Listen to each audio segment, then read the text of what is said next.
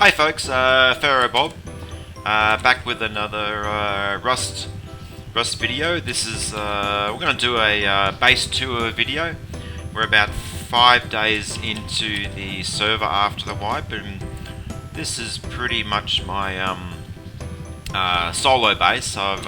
Generally I've been playing with a group of guys, but I haven't been on much this wipe. So this base I've built pretty much on my own over the last, say, 4 or 5 days. I'm on a server with 3 times gather. There's the server New Zealand, the People's Rust 3 times. It's a really great server. So we'll just go through and do a little tour of the base.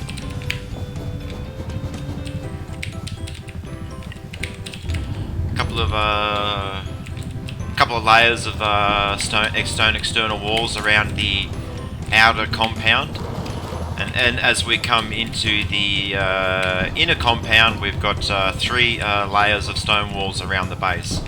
Now on the inner compound, we'll call it, we've got several turrets. Hello. Gathered around, and these little buildings are I call them little watchtowers, so we can jump up here, have a bit of a squiz if we have to defend. Hello, got very good visibility around the base. Really can't see if anyone's on the edge of the walls, but yes, better than nothing. Keep a little bit of loot up in these as well, just to spread the loot around a little bit. But we've got I've got four of these towers around the edge. Hello, Mr. Turret. Another turret. Right now I've got about 6 turrets around the outside. Another watchtower. Hello. All my external building cupboards are in these hexagonal shaped little structures. Some of these are fake as well. So if you need to find out where the cupboard is, you'll probably take about 8 or 9 C4 looking for the cupboard there. So it just makes it a little bit harder to find out where the tool cupboard is. So this is really the front. We'll just open these doors here, these gates. I like this entrance here. This entrance is guarded by 2 turrets, one on that side and just 1 turret over there. I like to put a turret near the gates. Okay. So I've just got this little watchtower here. I've got some cupboard in here just to give me a little bit more building protection around this side here. Eventually I'm probably going to add another layer of stone walls around. I don't have any on me. Stone walls around. But to do that I'll need to put another layer of external cupboard about here, and the stone walls will go about this far out. So that'll give me one more layer of protection. I've got 1 quarry over there, and I've got a quarry over that hill there. So let's come into the base. 1, 2, yep, 3. Greeted by the turrets. 1, 2, 3. So we've got 1 turret, 2 turrets, and 3 turrets, kind of covering this front area, which natural movement of a raider would be through these walls.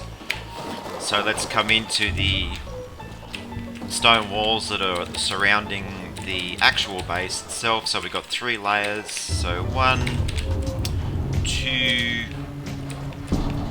Oh, we've got another one in here, but it's closed. So 1, 2, 3. Let's just open that up. So here's we're into the actual base now. This is just a little airlock off the front. Let's see if I can, yes, I got up there, very good.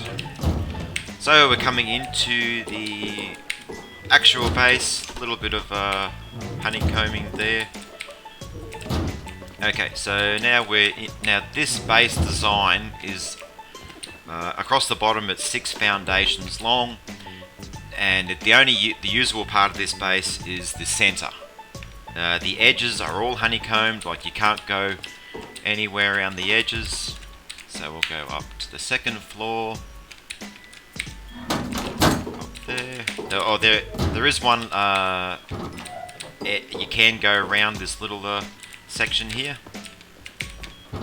This sort of takes us up to our.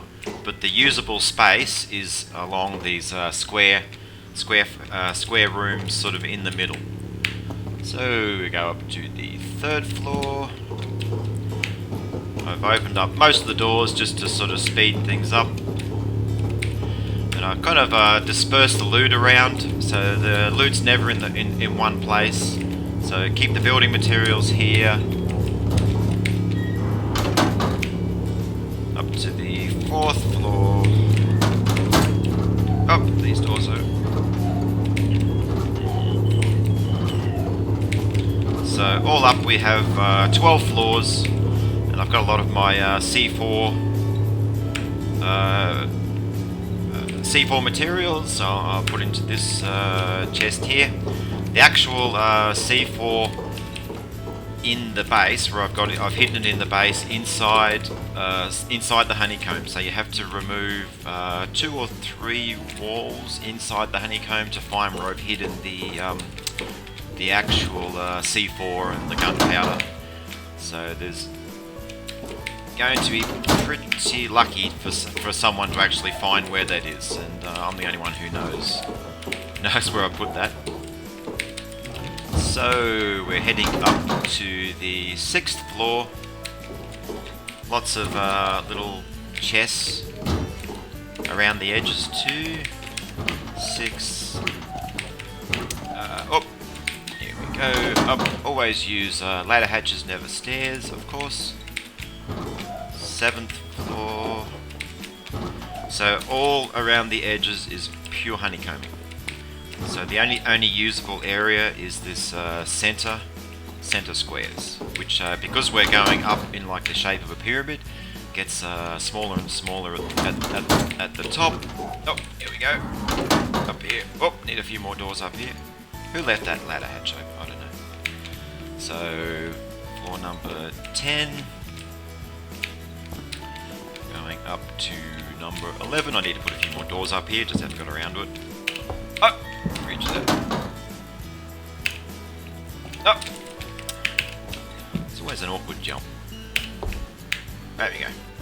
So we are now on the top of the base. The one thing I like about building it's a pyramid. You can see it sort of goes down to the bottom there. Is you really get a good angle, right? You almost see right down to that wall there. If you've got some raiders attacking, you can get up on the top here. Mind you, you do become a bit of a target up here. So up here we get a nice view of our base. You can see all the tool cupboards around the edge, where the actual the tool cupboard buildings is in one of those triangles there. So, but most of those only half of those little buildings there are real. Some of them are fake. So, if you want to get TC access to build in, you've got to find where the tool cupboard is. So it's a bit of a you got to use a lot of C4.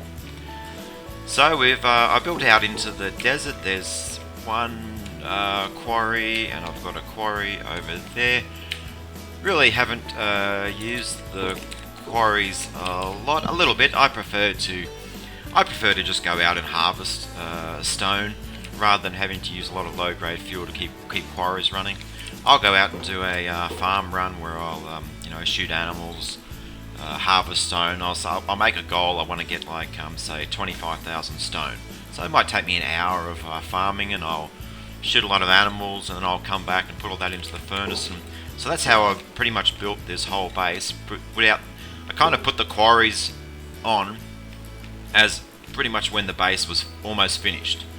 So most of this was all done, pretty much all done solo. Duncan's helped me a little bit. He's been on for a few hours, but really hasn't been on a lot compared to the previous server wipes. So all the building is pretty much all my own work. I really like this design. I like you got the inner layer. You got like an inner compound there. So once the raider breaks through 3 stone walls, they then got 6 turrets there to navigate their way around, and you've got to be careful with turrets. They can have a pretty good reach. I've got a little turret tucked in just over there, so if someone comes blowing through those gates there, that little turret will take them out. And then there's this turret over here, so I've got turrets that are kind of like watching the gates, so those 2 turrets can take those gates. And then there's the turret over here, turret there, and a turret there. I think I need to put in 2 more turrets. Yes, I don't quite have enough materials up to make 2 more turrets to get the camera and the targeting computer. Yeah, 2 more turrets will make it complete. But I like the little layer where the turrets are. It just adds that little bit of. I don't have any turrets inside the actual base, so I've put all my turrets outside the base. So yeah, I'm pretty proud of this. Pretty proud of this base. I think it looks pretty cool. It's out here in the desert.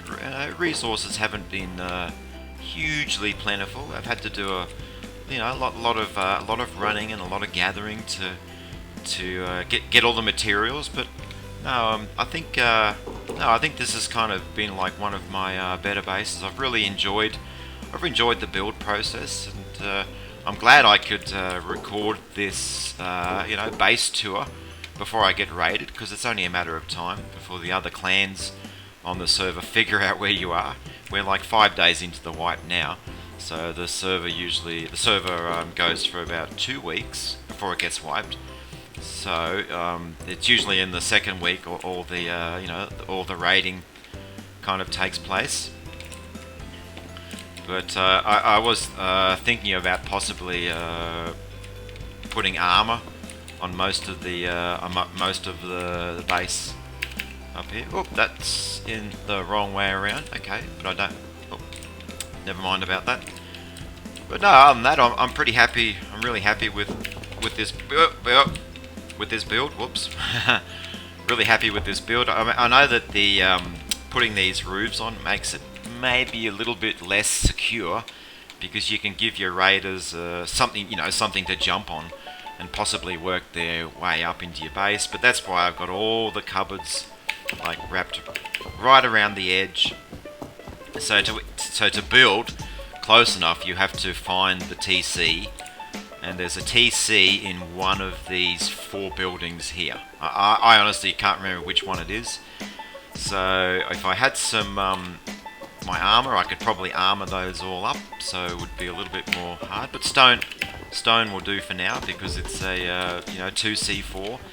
So you have to pick your whichever one of those triangle compartments the tool cupboard is in. It could be in the back one, could be in the front one. I'll just forget where I put them. So instead of building just a one triangle tool cupboard, you know where the tool cupboard is, well, build a little hexagon, and make sure you add walls in the middle as well, so they just don't blow in and see it. So they maybe have to blow in through this wall, and then they have to blow in through the middle wall. Oh, it's not there, they have to blow in through that wall. So they could use like 8 or 9 C4 or 10 C4 just looking for that one tool cupboard there, as compared to 2 C4 if you just had a straight triangle like that. Yeah. So once again, the server that I'm on is New Zealand Rust, the People's Rust, 3 times the gather rate. It's good balance. It's not a hugely populated server.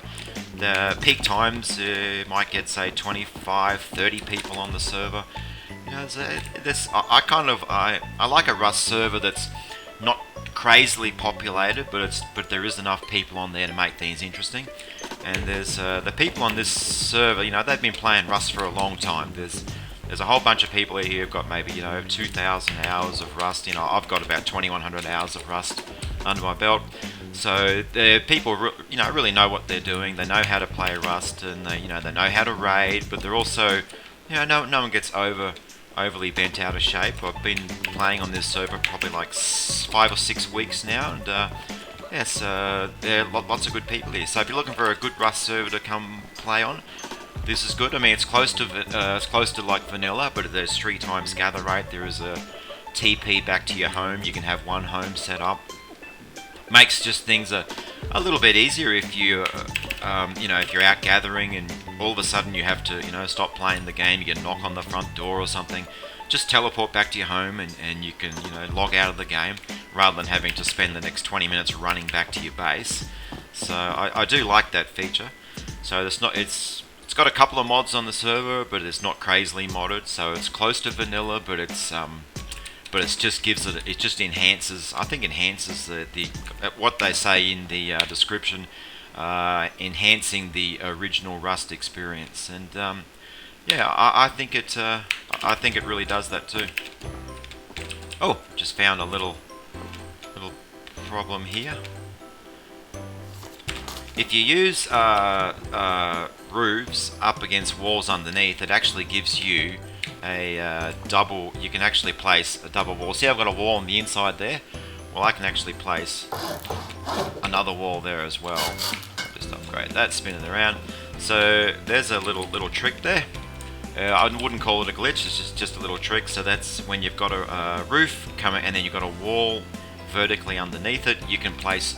It'll give you the option to place 2 walls above it. So most of these are all double walled. I hope I haven't missed any others. Nope, don't think so. Yeah, so most of these edges above the things are double walls, so that just gives you a smidge more, little. Oh, I got those walls up there, back to front as well. Oh, it looks like I've actually missed where I could have double walled some more. Anyway, I'll have to have a look at that later. Anyway, so thanks for watching my Rust tour video. If you have any questions, pop them down the bottom. If you'd like to subscribe to my content, that would be great. Leave a like, and yeah, and also if you maybe want to come play on this same server. There's the New Zealand Rust, the People's Rust. I think it's a fantastic server. Okay, well, have a great day. Isn't this marvelous? The sun's up, the clouds up. Yes, this today in Rust actually looks like outside, outside my real house, and we've had a little bit of rain lately. And the previous couple of days in Rust, it was all cloudy and rainy, so it's almost like it's mimicking my weather at home. But I love it. I love playing in the desert. It's like all the sand, and I love the blue sky. Yeah, so when Rust has got, when the weather comes in and it's very foggy. Oh, very foggy. I really don't like that. I like the blue water and the blue sky and the desert. Yeah, it just makes me feel good when I'm playing Rust. Okay, so this is FeroBob signing off. We'll catch you in the next video. See you later.